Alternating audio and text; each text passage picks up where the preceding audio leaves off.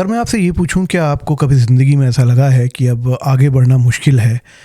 क्या कभी आपको ऐसा महसूस हुआ है कि ये सफ़र यहीं ख़त्म हो गया है, आगे कोई उम्मीद नहीं दिख रही है? तो मेरे ख़्याल से जवाब आपका होगा हाँ। दोस्तों, हम सभी ज़िंदगी में कभी ना कभी एक ऐसे मुहाने पे खड़े होते हैं जहाँ आगे कुछ सुझाई नहीं देता और लगता है कि बस अब कुछ नहीं हो सकता। अब ऐसी परिस्थिति में लोग दो तरीके से रिएक्ट करते हैं। एक वे जो हार के बैठ जाते हैं और दूसरे वे जो हार नहीं मानते और कोशिश करते करते अंततः उनकी जीत होती है। आज हम बात करेंगे ऐसे ही कुछ लोगों की जो दुनिया के लिए मिसाल बन गए, जिन्होंने हर मुश्किल का सामना किया और सफलता के शिखर तक पहुंचे।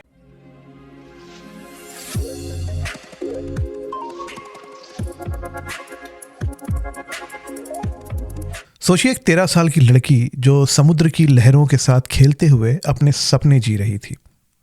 समुद्र उसका घर था और सर्फिंग उसकी जिंदगी। वो एक प्रोफेशनल सर्फर थी। ये कहानी है हवाई द्वीप की बेथनी हैमिल्टन की। अब समंदर की लहरों से खेलते खेलते एक दिन नियति ने अपना चक्र चला और बेथनी पर एक खतरनाक शार्क ने अटैक किया। इस भयानक त्रासदी ने उसका एक हाथ छीन लिया। उस समय सब लोगों को ये लगा कि उसका सर्फिंग करियर ख़त्म हो चुका है, पर बेथनी को अपने सपने पर विश्वास था। उसने हार नहीं मानी। अब सोचिए, एक लड़की जो एक हाथ के बिना सर्फ बोर्ड को कंट्रोल करना सीख रही थी, समुद्र की उन तेज लहरों का सामना कर रही थी और अपने सपने को एक नई उड़ान दे रही थी। उसके परिवार और दोस्त उसके साथ खड़े रहे और सिर्फ 1 महीने के अंदर बेथनी ने सर्फिंग दोबारा शुरू कर दी। न सिर्फ शुरू की बल्कि फिर से एक प्रोफेशनल सर्फर बन गई। आज बेथनी दुनिया भर के लोगों के लिए एक मिसाल है कि मुश्किलें चाहे जितनी भी बड़ी हों, अगर आपका हौसला मजबूत है तो सफलता आपके कदमों में होती है। तो दोस्तों, अगर समुद्र की लहरों के बीच एक हाथ के बिना जीत मिल सकती है तो हम सब अपनी जिंदगी के समुद्र में जीत हासिल कर ही सकते हैं। आपने कभी सोचा है कि बिना हाथ और पैर के इंसान का जीवन कैसा होगा? निक वुजिकिक का जीवन यही था। उनके हाथ पैर नहीं थे, वो बिना हाथ पैर के पैदा हुए थे, लेकिन उन्होंने कभी अपने जीवन को एक समस्या नहीं माना। उन्होंने अपनी कठिनाइयों को एक मिशन में बदल दिया। आज निक एक मोटिवेशनल स्पीकर हैं जो दुनिया भर में लोगों को प्रेरित करते हैं।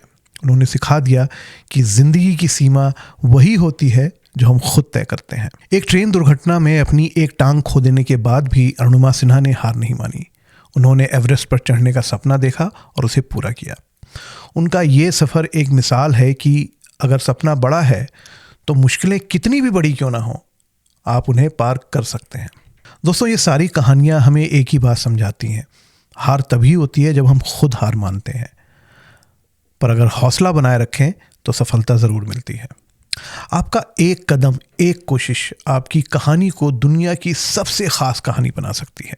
हिंदी के एक महान कवि सोहनलाल द्विवेदी भी अपनी इस ज्वलंत कविता में यही बात सिखाते हैं।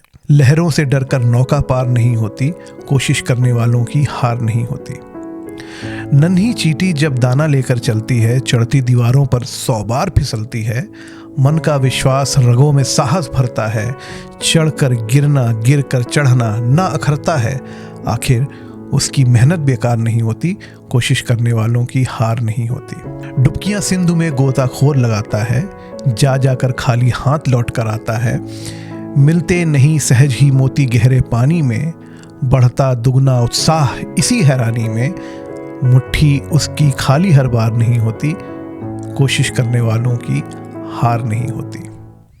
ये कविता बड़ी अच्छी कविता है सोहनलाल द्विवेदी की। बहुत लोग इसे हरवंश राय बच्चन की कविता मानते हैं, लेकिन असल में ये सोहनलाल द्विवेदी जी की कविता है। खैर, एपिसोड के अंत में मैं बस इतना कहना चाहूँगा कि ज़िंदगी एक सफ़र है और सफ़र सिर्फ वही पूरा करते हैं जो कभी रुकते नहीं हैं।